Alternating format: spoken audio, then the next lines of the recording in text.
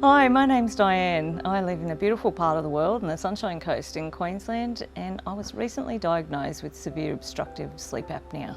So I knew a little bit about sleep apnea because my husband actually has sleep apnea and has had the whole time I've known him. And he started to see the signs and he thought I may have sleep apnea. He said I was snoring and holding my breath as well at night time. But I didn't really take him too seriously, and it wasn't until I had a chat to my doctor about it that the severity of what it could mean for my health actually came home to me. So having sleep apnea, having been diagnosed with sleep apnea has actually been really good for me. Up until then, I used to think, oh yeah, I'm tired all the time, but isn't everybody? We're all multitasking. We're all doing so many different things, and I just thought, yeah, of course, that's why I'm tired.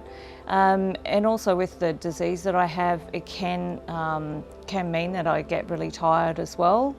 But it wasn't until I actually started on the treatment that I realised how tired I'd been, and the treatment made such a difference. Like, I actually wake up in the morning now and I feel like I've had a great night's sleep, and with the benefit of hindsight, that certainly wasn't the case prior to being on treatment, which is just fantastic.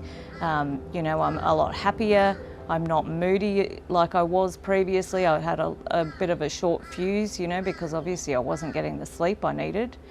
And so definitely being on treatment's made a huge difference. I guess I think women as general, we do tend to multitask and try to fit so much into our life that we don't think that it's sleep apnea. We just think we're just tired, we're doing too much.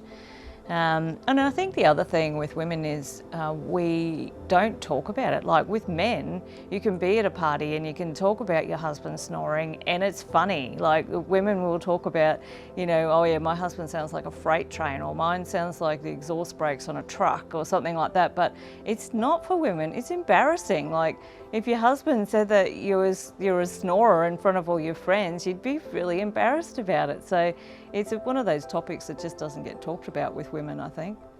Before treatment, obviously, my husband would come to bed and I'd be snoring, and he'd lay awake trying to get to sleep while I was happily snoozing away. Yeah, but then after treatment, it was actually really funny because he would come to bed and he couldn't hear anything, so he'd shine his mobile phone light on me just to make sure I had the mask on, because it was so quiet he couldn't hear anything. So it's definitely made a difference for him, getting him being able to get a better night's sleep as well.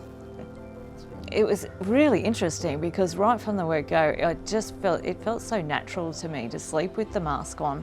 And people say, I'll try for a couple of hours the first night. I've slept the whole night through. It was amazing. And then after that, I found that it was like I was craving going to bed. And for the first time, I was actually wanting to go to bed early, because it was like my body knew it was going to get a good night's sleep for the first time in however long.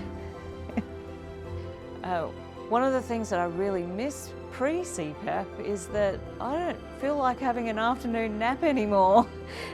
And on a Sunday, sometimes it's really nice to have an afternoon nap.